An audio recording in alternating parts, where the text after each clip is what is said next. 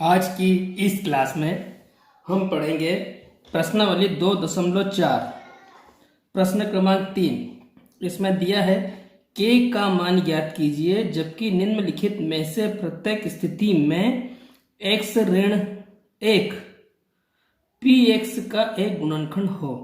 अब px का जो मान है वो दिया है x स्क्वायर धन x धन k। अब हम लिखेंगे दिया है हमें और ज्ञात करना है। ये प्रत्येक सवाल में लिखना बहुत जरूरी है, ठीक है। अब आपको px बराबर क्या दिया है, एक्स स्क्वायर धन x धन k। ये थोड़ा सा आप इसको k बना लीजिए, ठीक है। अब आप देखिए gx, तो हमने क्या किया, gx मतलब ये x ऋण 1 को मान लिया, तो gx बराबर लिख लिया x ऋण 1 गुणनखंड है और ज्ञात करना है k का मान। अब आप देखिए कि आप क्या करोगे कि अगर यह इसका गुणनखंड है तो x बराबर 1 रखने पर इस px का मान क्या हो जाएगा, 0 हो जाएगा। यह एक शर्त होती है। तो हम क्या करेंगे, हम gx को उठाएंगे। gx बराबर x ऋण 1 को ले लिया आपने।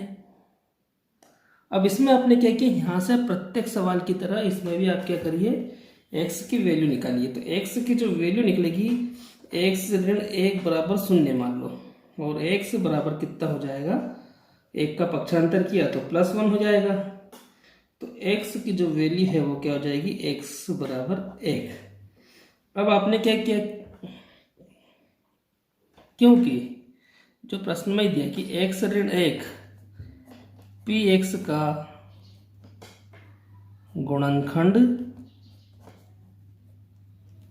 है, ठीक है। अब जब गुणनखंड है तो क्या हो जाएगा, इसलिए क्या हो जाएगा कि x बराबर 1 px में रखने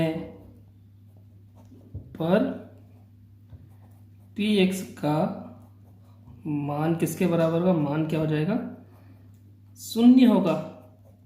ये कंडीशन है। तो आपने क्या किया, अब x बराबर 1 रखने पर, और जब x बराबर 1 रखेंगे तो इसको हम क्या करेंगे, px को 0 के बराबर मान लेंगे। तो px बराबर आपने क्या लिख दिया, जो px का मान है एक्स स्क्वायर धन x धन k। अब आपने क्या किया, एक्स स्क्वायर धन x धन k, इसको क्या 0 के बराबर मान लिया, क्योंकि आपको k की वैल्यू निकालना है। अब x की जगह आप क्या रख दीजिए, 1, तो 1 की घात 2 धन 1 धन k बराबर में 0। अब 1 का वर्ग 1 ही होता है, फिर 1 लिख दिया धन k बराबर 0। 1 और 1 कितना हो गया, 2 धन k बराबर 0। अब आपको k का मान निकालना है तो यहाँ पर आपको 2 का पक्षांतर करना होगा। तो जब 2 का पक्षांतर करेंगे तो ये 2 धन का है तो क्या हो जाएगा, ऋण में हो जाएगा। तो अब आपका जो आंसर हो जाएगा, k का मान पूछा है आपने तो k बराबर आप लिख दीजिए ऋण 2। ये आपके आंसर हो गया। यह प्रश्न समझ में आया होगा। बाकी जो 2 प्रश्न वह भी इसी पैटर्न में है। आइए अब दूसरा प्रश्न करते हैं। क्या है, px बराबर 2x स्क्वायर धन kx धन करनी 2, और gx बराबर क्या हो जाएगा, x ऋण 2। अब आपने फिर इसमें लिख दिया है मैं कि px बराबर 2x की घात 2 धन kx धन करनी 2, gx बराबर क्या मान लीजिए आप, x ऋण 1। अब क्या लिखा, gx px का गुणनखंड है तो ज्ञात करना है आपको k का मान। ये आपको प्रत्येक सवाल में जमा के लिखना है, तभी जो आपका आंसर क्या हो जाएगा वो बिल्कुल सही होगा। क्योंकि बच्चे जो है वो इस चीज़ को ध्यान नहीं रखते, इसके कारण क्या होता है, इनका जो सवाल होता है वो गलत हो जाता है, इसमें नंबर भी ठीक नहीं मिलते। अब इसको भी उसी तरीके से हल करेंगे तो ठीक है। अब आपने gx बराबर क्या दिया है, जिससे भाग देना, x ऋण 1 दिया है, इसको आप 0 के बराबर मान लो। तो x ऋण 1 बराबर 0, तो x की वैल्यू कितनी निकली, धन 1 निकल गई आपकी, ठीक है। अब आप क्या करो, क्योंकि आपने लिखा x ऋण 1 px का गुणनखंड है। अब गुणनखंड है तो इसलिए क्या हो जाएगा कि px में x बराबर 1 रखने पर px का मान क्या हो जाएगा, px बराबर का मान क्या हो जाएगा, 0 के बराबर हो जाएगा, ठीक है। इसको गणित की भाषा में ऐसा भी लिख सकते, ठीक है। तो आपने px लिखा तो px की वैल्यू क्या है आपकी, कि 2x² धन के x धन करनी 2 हो गया आपका। अब आपने क्या किया, x बराबर 1 रखने पर, और ये गुणनखंड है इसलिए क्या हो जाएगा, 0 के बराबर होगा।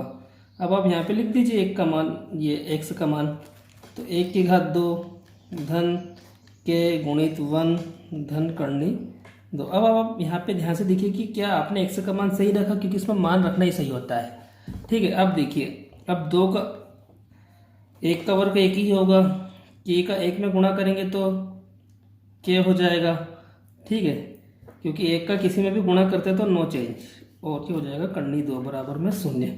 अब ये हो जाएगा 2, 2 एकम 2 धन के धन करनी 2। अब देखिए 2 और करनी 2 आपस में नहीं जुड़ सकते, क्योंकि यह एक परिमेय संख्या, यह एक अपरिमेय संख्या, इसके ऊपर करनी है। तो अब हम क्या करेंगे, k का मान निकाल लेते हैं, दोनों का ही पक्षांतर कर देंगे। तो आप क्या करोगे, यहाँ से 2 का पक्षांतर किया तो ऋण 2, और करनी 2 का करोगे तो करनी 2। अब इन दोनों में से देखो माइनस कॉमन निकल रहा, तो ये हो जाएगा 2 धन करनी 2, या फिर ये आंसर भी आपका सही है। तो यहाँ पर जो आपका k का मान निकला, ऋण कोष्टक में 2 धन करनी 2, तो आप लिख दीजिए आंसर, k का मान ऋण 2 धन करनी 2, ये आपका आंसर है। गणित में आपको सारी चीज़ें बिल्कुल व्यवस्थित और साफ सुथरे अक्षरों में करना चाहिए।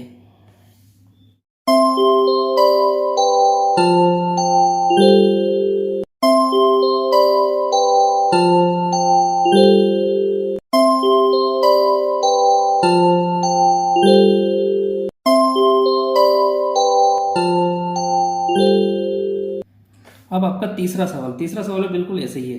क्या है, px बराबर के एक्स स्क्वायर माइनस करनी 2x धन 1, gx बराबर दिया है x ऋण 1। तो आपने फिर लिख दिया है px जो बहुपद का मान है kx स्क्वायर ऋण करनी 2 x धन 1, और gx बराबर क्या दिया है, x ऋण 1।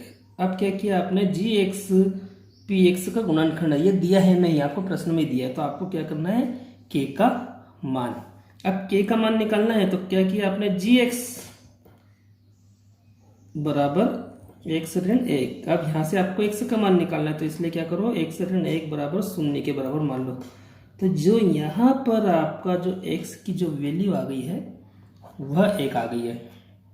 ठीक, अब आप क्या करो कि x ऋण 1 px का, क्योंकि ये दिया है हमको px का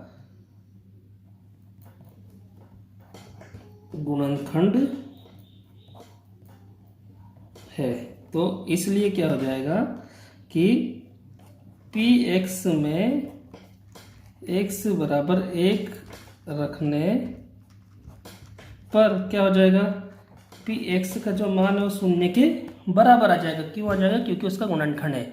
कोई भी बहुपद, किसी बहुपद का गुणनखंड होता है तो उसमें जो चर राशि उसका मान रखने पर वह अगर 0 के बराबर हो जाता है तो वह गुणनखंड होगा। या फिर आप जब इसको आप भाग विधि से करोगे, आपने पढ़ा होगा, तो इसमें जो इसका शेषफल निकलेगा वो 0 आता है, सीधी सी बात है। तो अब आप क्या करिए कि आपने px का मान लिखा, px का मान क्या है, कि एक्स स्क्वायर माइनस करनी 2x धन 1। अब x बराबर अब क्या रख दिया, x बराबर 1 रखने पर, तो आपने किया के गुणित x की जगह 1 का वर्ग रख दिया, माइनस करनी 2 गुणित 1 धन 1, और इसको किसके बराबर मान लिया, 0। यहाँ पर भी आपको 0 लिखना पड़ेगा। अब आप देखिए कि 1 का वर्ग 1 ही होगा, ऋण करनी 2 का गुणा 1 में किया तो करनी 2 आ जाएगा, धन का 1 आ जाएगा, बराबर में आपको क्या हो जाएगा, 0 हो जाएगा। अब देखिए 1 का किसी में भी गुणा करने पर कोई भी परिवर्तन नहीं होता, तो ये हो जाएगा k। अब आपने क्या किया, माइनस करनी 2 धन 1 बराबर में 0। अब आप क्या करिए, k का मान निकालना है, मतलब बाकी सबको क्या करना पड़ेगा, पक्षांतर। तो पहले आप क्या कीजिए, करनी 2 का कर दीजिए। तो करनी 2 का पक्षांतर किया तो ऋण में है तो ये प्लस में हो जाएगी, और 1 का पक्षांतर करोगे तो -1 हो जाएगा। तो यहाँ पर जो k की वैल्यू निकली, करनी 2 ऋण 1 है। आप करनी 2 एक अपरिमेय संख्या, ये परिमेय संख्या इसलिए घटेगा नहीं, तो ये आपका आंसर हो जाएगा। तो आंसर क्या हो जाएगा, k बराबर करनी 2 ऋण 1। जब आपको यह सवाल समझ में नहीं आया तो आप 4 से 5 बार देखिए, आपको अवश्य रूप से समझ में आ जाएगा।